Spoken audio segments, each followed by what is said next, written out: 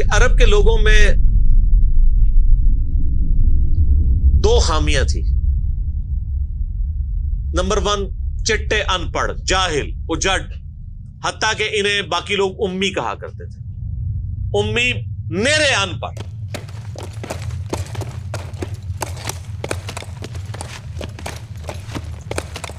دوسری خامی تھی کہ یہ لوگ آپس میں لڑتے رہتے تھے،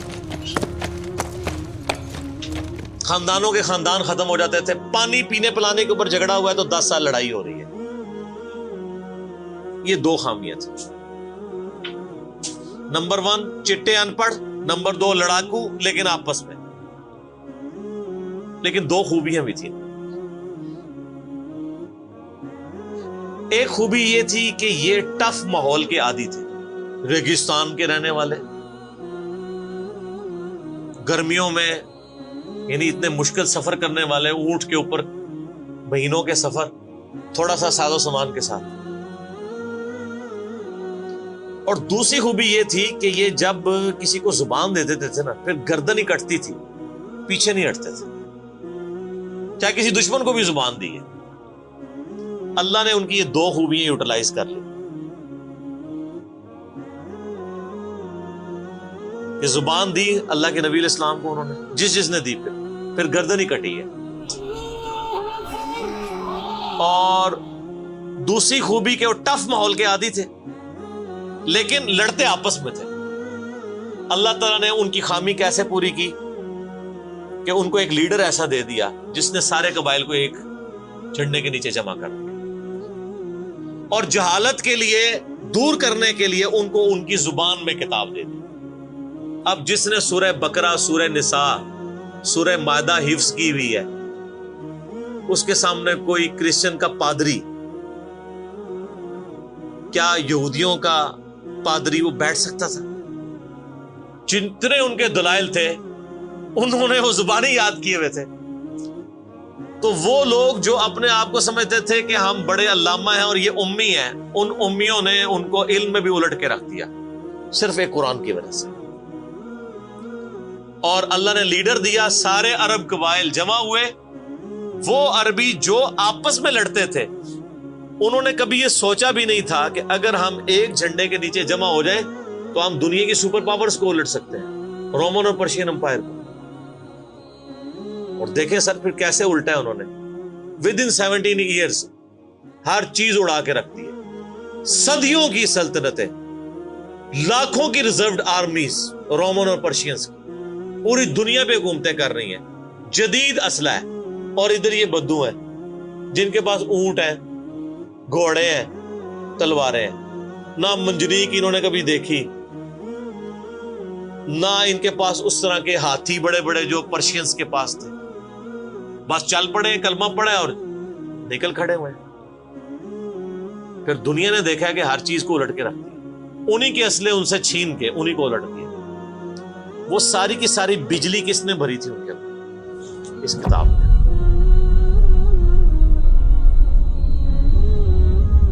یہ کتاب تھی. کتاب پڑھتے تھے، ایمان تازہ کرتے تھے. جہاد کا کیوں ذکر ہے اتنا قرآن کے اندر؟ کیونکہ اللہ نے ایک ایسی امت اٹھانی تھی جس نے تلوار کے زور پہ اکھاڑنا تھا رومن اور پرشین. ہم مانتے ہیں کہ اسلام تلوار کے زور پہ پھیلا ہے، لیکن یہ تصویر کا ایک رخ ہے. تصویر کا دوسرا رخ یہ ہے کہ جو بدماش صدیوں سے دنیا پہ حکمران تھے اور لوگوں کی رعایا کا استحصال کر رہے تھے، اپنی رعایا کا، ان پہ انہوں نے اتنے ٹیکسز لگائے ہوئے تھے. ان کو اکھاڑنے کے لیے کیا میٹھی میٹھی باتیں چاہیے تھی؟ طارق جمیل صاحب کے لیکچرز نے رومن اور پرشین امپائر اکھاڑنی تھی. یہ تو ان لوگوں کے لیے مسلمان ہو چکے ہیں. بدماش کب اپنی پوسٹ چھوڑتے ہیں؟ ان کو پھر اسلحے کے زور پہ ہی اکھاڑنا تھا. اور پھر اللہ نے صحابہ کرام کی تلواریں مسلط کی ان کے اوپر. جب اکھاڑ دی، فریڈم آف ایکسپریشن مل گیا، پھر معاملات سیدھے ہو گئے. اس زمانے میں بادشاہ کا دین رعایا کا دین ہوتا تھا. اگر کوئی رعایا کہے نا کہ میں بادشاہ کے دین سے الگ ہوتا ہوں، قتل ہو جاتا تھا. آپ پتہ عیسائیت کیسے پھیلی ہے؟ یہ تو سارے بت پرست تھے. کانسٹنٹائن 2 جس کے نام پہ قسطنطنیہ شہر تھا جو بعد میں مسلمانوں نے فتح کیا، سلطان محمد فاتح نے، ٹرکی والوں نے اس پہ ایک فلم بھی بنائی ہے، اردو ڈبنگ کے ساتھ ہے، ایک ہی نشست میں آپ دیکھ سکتے ہیں 2.5-3 گھنٹے کی. جو فلمیں دیکھتے ہیں ان کے لیے، مولویوں کے لیے نہیں. تو اس نے وہ قسطنطنیہ فتح کیا، پھر اس کا نام استنبول رکھ دیا. وہ کانسٹنٹائن 2 جو تھا وہ کرسچن ہو گیا تھا. چونکہ وہ کرسچن ہوا تو پوری رعایا 3 براعظموں میں پھیلی ہوئی وہ کرسچن ہو گئی. ایسے کرسچینٹی پھیلی ہے. تو رعایا کو وہی دین رکھنا ہوتا تھا جو حکمران کا ہے. پہلے حکمران بت پرست تھا، عیسائیوں پہ ظلم ہوتے تھے. بعد میں جب حکمران ہی مسلمان ہو گیا، اس زمانے ظاہر عیسائیت اسلام کا ہی نام تھا، تو سارے پیچھے اس امام کے. یہ بڑا خطرناک معاملہ تھا. دوسری طرف پرشین جو ہیں وہ آتش پرست تھے، ان کے نیچے آتش پرستی کا دین چل رہا تھا. تو یہ پھر ضرورت تھی کہ فریڈم آف ایکسپریشن دیا جاتا. اسلام نے تلوار کے زور پہ ان کو اکھاڑا، ان کی بدماشیاں ختم کی، اور ایسی ختم ہوئی کہ بخاری مسلم کی حدیث ہے، نبی علیہ السلام نے فرمایا ان قریب کیسر ختم ہو جائے گا، پھر قیامت تک کوئی کیسر نہیں ہوگا. ہائے ہائے ہائے سر، یہ پروفیسیز اللہ کی تائید کے ساتھ ہی کوئی دے سکتا ہے. ان قریب کسرا ختم ہو جائے گا، قیامت تک کوئی کسرا نہیں ہوگا. دیکھ لیں 1500 سال ہو گئے ہیں، نہ رومن امپائر دوبارہ بنی، نہ پرشین امپائر دوبارہ بنی. حتیٰ کہ اب تو وہ کانسیپٹ ہی ختم ہو گئے، ملکوں والا کانسیپٹ آ گیا. اور اس زمانے میں یہ بات کرنا ایک ایسے شخص کا جس کے اوپر ایمان لانے والے گنتی کے لوگ ہوں، بہت بڑی بات. اور اللہ نے پھر اکھڑوایا. اور آج فریڈم آف ایکسپریشن ایسا ہے کہ آج تلاوت ہو رہی ہوتی ہے تو ٹرمپ بھی بیٹھ کے سن رہا ہوتا ہے. کیوں؟ حالانکہ وہ کرسچن ہے. فریڈم آف ایکسپریشن آ گیا. آپ جائیں امریکہ میں، آپ کسی مارکیٹ میں مسلح ڈال کے نماز پڑھیں، کوئی آپ کو منع نہیں کرے گا. الٹا آپ کے ساتھ سیلفیاں بنا رہے ہوں گے کہ یہ کیا ہو رہا ہے. تو پہلے کوئی سوچ سکتا تھا کہ فرعون کے سامنے کوئی نماز پڑھتا؟ جادوگروں نے ذرا سی بات کی، ایمان لے کے آئے تو میں تمہیں سولی دے دوں. تو یہ اسلام اس دور جدید کا خالق ہے، اور یہ دور جدید کو تخلیق جو اسلام نے دی ہے وہ قرآن کے ذریعے. ایک علامہ وحید الدین خان صاحب ہیں انڈیا کے، 90+ ان کی ایج ہے. انہوں نے کتاب لکھی ہے اسلام دور جدید کا خالق. اسی ٹاپک کو ایڈریس کی، کمال کی کتاب ہے وہ، اور پڑھنے سے تعلق رکھتی ہے. آپ گوگل سے اس کا PDF بھی ڈاؤن لوڈ کر سکتے ہیں، چھوٹی سی کتاب ہے. انگلش میں بھی ایک کتاب لکھی ہے گاڈ رائزز، خدا ابھرتا ہے. خدا پھر جو ابھرا ہے نا جی قرآن کے ذریعے. خدا کو تو خیر مخلوق کی ضرورت نہیں ہے، لیکن مخلوقات نے جو تماشا بنایا ہوا تھا نا، اس تماشے کو ہمیشہ کے لیے اللہ تعالیٰ نے اپنے پیغمبر امام اعظم سیدنا و مولانا محمد رسول اللہ صلی اللہ علیہ وآلہ وسلم کے ذریعے شرک کا خاتمہ کر کے قیامت تک کے لیے جو دین اسٹیبلش کیا اس کتاب کے ذریعے. اب یہ کتاب قیامت تک نبی علیہ السلام کا معجزہ ہے. یہ کتاب ہے سر جس نے دنیا پلٹ دی. اور یہ وہ کتاب ہے جو ہم صرف اپنی بچی کو جب رخصت کرنے لگتے ہیں نیچے سے گزارتے ہیں، ٹھیک ہے، اور چوم کے غلاف میں رکھ دیتے ہیں. اس سے زیادہ اس قرآن کو ہم کوئی اہمیت نہیں دیتے.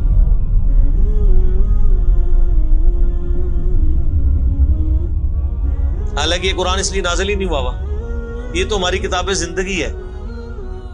لیکن ماشاءاللہ ایسی سازش اسلام کے خلاف کی ہے، کافروں نے نہیں، مسلمانوں نے پوری نیک نیتی کے ساتھ جنازہ نکالا دین کا، اور ایک سلوگن دے دیا قرآن نہیں ڈائریکٹ پڑھنا گمراہ ہو جاؤ گے. قرآن میں بڑی بڑی مشکل چیزیں ہیں، اس کو ہاتھ نہیں لگانا. یہ یہودی بات کرتے تو ہم کہتے ہیں یہ اللہ کے دشمن ہے. مسلمان کہہ رہے ہیں، ہم کہہ رہے ہیں بالکل صحیح کہہ رہے ہیں. وہ میرا کلپ آیا نا پچھلے، لیکن اور ایک مولوی نے کہا ہے تو وہ اسلام 360 کے اوپر جو اس نے حملہ کیا ہے، تو میرا کلپ بھی اس پہ ریکارڈ ہوا ہے. تو پہلے تو لوگ کہتے تھے یہ ہمیں باتیں کرتا ہے، اب تو ویڈیو میں لوگ ریکارڈ کرا رہے ہیں کہ جی قرآن ڈائریکٹ نہیں پڑھنا، آپ گمراہ ہو جائیں. اچھا آج تک آپ نے کبھی نہیں سنا یہ کہیں کہ فلاں مولوی کی کتاب ڈائریکٹ نہیں پڑھنی، آپ گمراہ ہو جائیں گے. یعنی مولوی کڈا سیاڑا ہے کہ اس کو طریقہ پتا ہے کہ میں نے بات کیسے سمجھانی ہے، اور اس کو ایسی کتاب لکھنی بھی آتی ہے جو گمراہ نہ کرے. اور اللہ کو ایسی کتاب نہیں دینی آئی کہ جو گمراہ ہونے سے بچا لے. قرآن میں کہاں ہے کہ یہ گمراہ کرتا ہے؟ وہ تو اللہ نے ٹانٹ کیا کہ جو قرآن پہ ایمان نہیں لاتے وہ گمراہ ہوتے ہیں. جو ایمان لے آئے اور بات مان لیں وہ کیسے گمراہ ہوں گے؟ یہ تو تعریف کی ہے انہوں نے. تو اس کتاب نے جناب دنیا کی کایا کلب کی ہے، اور اس کا ٹیسٹ آپ تبھی فیل کر سکتے ہیں جب آپ عربی جانتے ہو تھوڑی بہت، یا پھر اگر آپ نے اردو میں ٹیسٹ لینا ہے تو آپ مولانا مودودی رحمہ اللہ کا ترجمہ پڑھیں، وہ اسی سوز و گداز کو ٹرانسلیٹ کرتا ہے اردو کے اندر۔ میں نے ابھی تک کسی اور بندے کے ترجمے کو نہیں دیکھا کہ جو ترجمے بڑے لوگوں نے کیا، مذہب بریلوی صاحب نے، شریف تھانوی صاحب نے، ان دونوں کے ترجمے تو ویسے ہی وقت کے ساتھ ختم ہو گئے اس لحاظ سے کہ اس میں تو کئی الفاظ جو ہیں وہ پرانی اردو کے ہیں، ہمارے نئے بچوں کو تو سمجھ نہیں آتی یہ لکھا کیا ہوا ہے۔ ہم نے کئی سنگتیں ہلاک کر دی۔ سنگتیں پتہ کسے کہتے ہیں؟ نہیں پتا۔ کئی امتیں، انہوں نے امت کا ترجمہ سنگت کیا، اس زمانے میں وہ چلتا تھا، ٹھیک ہے۔ آج کل اگر آپ اعلیٰ حضرت کا یہ ترجمہ رکھیں تو لوگوں کو نہیں سمجھ آئے، لیکن مودودی صاحب نے چونکہ لیٹسٹ اردو میں ترجمہ کیا اور پھر وہ سوز و گداز ٹرانسفر کیا۔ میرا چیلنج، آپ کوئی قرآن کی صورت نکالیں اپنی مرضی کی، باقی ساروں کے ترجمے رکھیں، پھر مودودی صاحب کا بھی پڑھیں، تو آپ کو لگے گا کہ آپ کا دل تیزی سے دھڑکنا شروع ہو گیا ہے۔ الفاظ کے چناؤ، پھر اس میں جو ردم ہے، اور وہ انہوں نے تفہیم القرآن کے مقدمے میں لکھا ہے کہ میں نے دیکھا ہے کہ ہمارا نوجوان قرآن ترجمے سے لے کے بیٹھتا بھی ہے نا تو بور ہو جاتا ہے، تو ان کا میں نے سمجھا کہ کیوں ہوتا ہے بور، کیونکہ وہ تو پڑھ رہے تھے اردو میں، اللہ نے تو قرآن نازل کیا عربی میں، عربی اس نے سیکھنی کوئی نہیں ہے، اور اردو نے جو ترجمہ کیا ہوا ہے وہ انہوں نے ترجمہ کیا ہوا ہے ایز اے اسٹوری بک۔ یہ تو کتاب زندگی ہے، یہ تو زندہ کتاب ہے، بلکہ مسلمانوں کی زندگی کا سبب ہے۔ صحیح مسلم میں حدیث ہے، اللہ اس کتاب کی وجہ سے قوموں کو عروج دے گا اور اس کتاب کی وجہ سے لوگوں کو، امتوں کو زوال دے گا، جس کو ڈاکٹر اقبال نے پھر شعر میں کہا، وہ زمانے میں معزز تھے مسلمان ہو کر اور تم خار ہوئے تارک قرآن ہو کر۔ وہ زمانے میں معزز کون؟ صحابہ، اہل بیت، تابعین، تبع تابعین، اور تم خار ہوئے کون؟ اسی، اور صرف اسی نہیں، ساڑھے بزرگ بھی۔ یہ نہ سمجھیے گا، ظاہر آپ تو ہم کہہ سکتے ہیں نا، ڈاکٹر اقبال کے زمانے میں انڈیا، پاکستان، بنگلہ دیش کے جتنے بابے ہیں زندہ تھے، آج تو کہہ سکتے ہیں مر گئے ہیں۔ ڈاکٹر اقبال جب یہ شعر کہہ رہا تھا تم خار ہوئے تارک قرآن ہو کر، تو وہ خار احمد بریلوی صاحب، اشرف تھانوی صاحب، یہ سارے لوگ زندہ تھے اس وقت، انہی کو ہی کہہ رہے تھے نا۔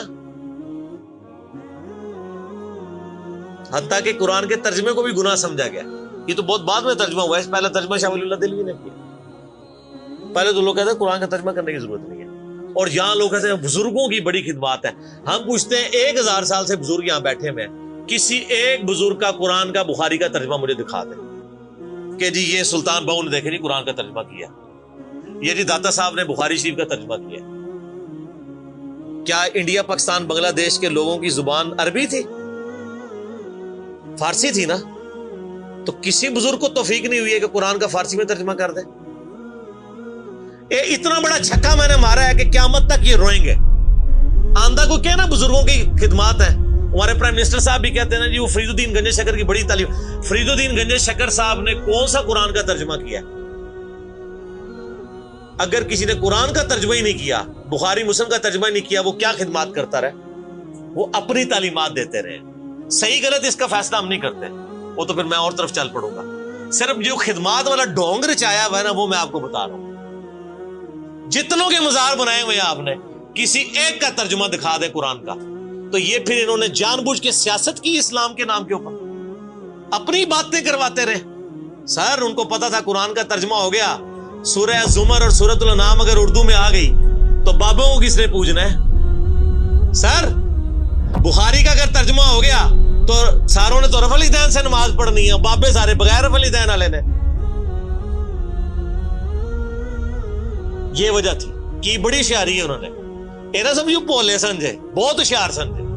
اور دیکھ لینا پھر اب رزلٹ سامنے آ گیا، جدھر ترجمے ہوئے ہیں وہ کہنا نہیں پیو دادے تے ایتھے ہاتھ بندہ سی، اے ایتھے بندہ ہے، تو رزلٹ نکل آیا نا۔